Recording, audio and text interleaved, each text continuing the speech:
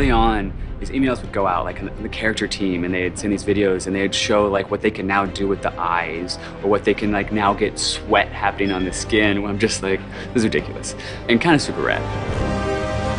Hey, brother! Watch out!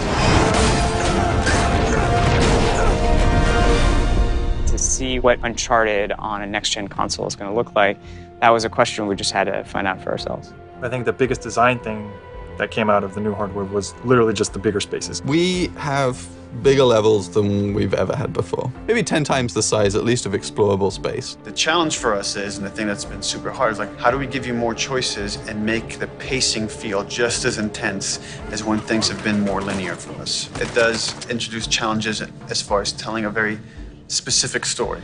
Well, you still have point A to point B, you just have different branches now to get there. So you've got 3 or 4 different ways to get there, but you still have to get there.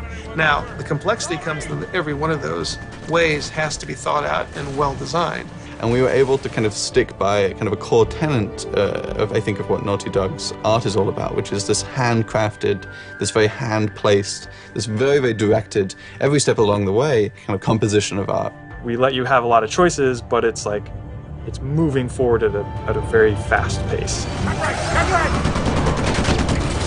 Wait, don't worry, I got this! I got this! I don't got this!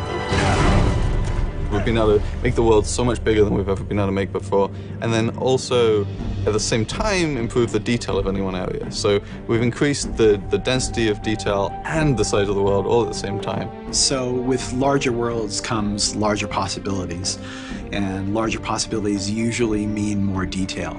In fact, that's one of the things that we're really shooting for in this game is a higher level of detail on the PlayStation 4 and the experience for our gamers. So the resolution involved in that requires a lot more work and a lot more thought and a lot more time. It's not just, any old dirt will do. It's a very specific dirt. And how wet is that dirt? How many pebbles are pushing up in that dirt? And you take that consideration and you apply it to everything, everything. One of the things that I think improved the most from Uncharted 3 to Uncharted 4 is texture resolution. Bigger texture means more detail. The new hardware just allows us to achieve what we've been trying to achieve the whole time. And that's just believability and complexity.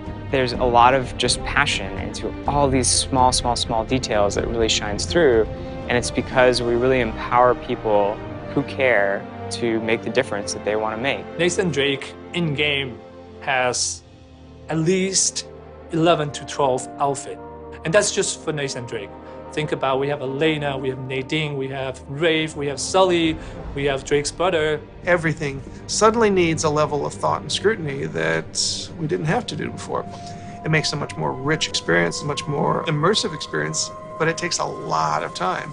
Just the quantity of interactable things in the environment. I mean, we really want our jungles and our environments to feel alive.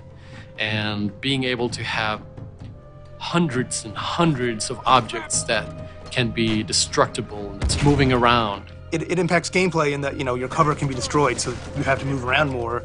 But even outside of that, just seeing all this stuff happening, the screen is so much more alive. The world is much more alive.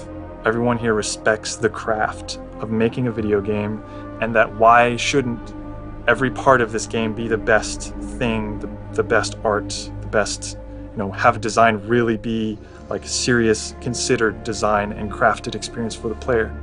And once that kind of gets into the DNA, it kind of takes over everything. And, everybody from the very top to the very bottom, we do have a structure. We're flatter than a lot of places, but we do have a structure. But everybody listens to everybody. And if somebody has a fantastic idea, they're encouraged to just shout it out and people will listen. That feedback, it's welcome and it's encouraged, and we want that because that kind of format is ultimately going to challenge all of us and challenge everybody to say, like, can we do better? What's most important is when you stand back and you look at the whole, and when you're running through the level, and you're experiencing and playing through the gameplay.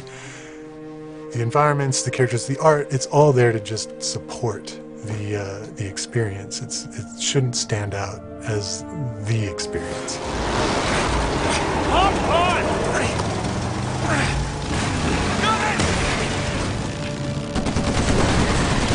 Here, take this! It's really an interesting challenge. Like, if we do our job right, hopefully people are not going, wow, that's great animation. They're just engrossed, and they're believing it. I think we lost him. Hey, Nate, we can never, ever come back to this city. Add it to the list. The biggest change we've had in Uncharted 4 would be the use of the head cams and the facial markings, facial animation. For the first 3 games, this has always been hand animated. Now we're in a unique situation that we're now capturing those actors' faces, and we're getting all the great details that brings in, and then we inject the look and feel that we've come to expect from the characters that we know. Every animator that we hire at Naughty Dog has to be really good with working with motion capture, because a lot of their job will be doing that. But they also have to be a really, really good animator, because when we do need to animate something that we can't capture, it has to look exactly like something that we captured. Yeah, can I help you?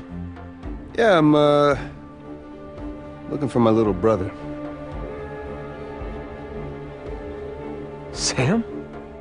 It's good to see you again, Nathan. God, Sam. Oh, all right. Take it easy. Last gen, you'd actually get a black frame between gameplay and cutscene, which would mean it kind of takes you out of the experience. It's a little tell. Okay, now it's just I'm watching something. So that's been a huge thing that the PlayStation 4 has allowed us to do, that all of our cutscenes are now in-game. What it boils down to is blurring the line between when do we kind of make this a pure cinematic moment that you just sit back and enjoy, versus actually saying, no, we need you right now, do your thing. People don't only want to watch passively a story, they want to be able to participate in it. I think the focus, as always, is what serves the story. And traditionally, and this isn't any different, we try to keep as much of the big action in the hands of the player. So it's not something that you finish something in the game and then get to watch. It's something you get to experience. You reach that point yourself. What we're trying to do is make them richer, make them more playable, give the player more options within those set pieces. So to have like a really interesting combat encounter with a lot of different options and a lot going on within a set piece that's falling apart all around you. The gameplay, the environment, the music, everything is coming together to make you as the player feel like you're Nathan Drake and to feel like you're on this grand adventure.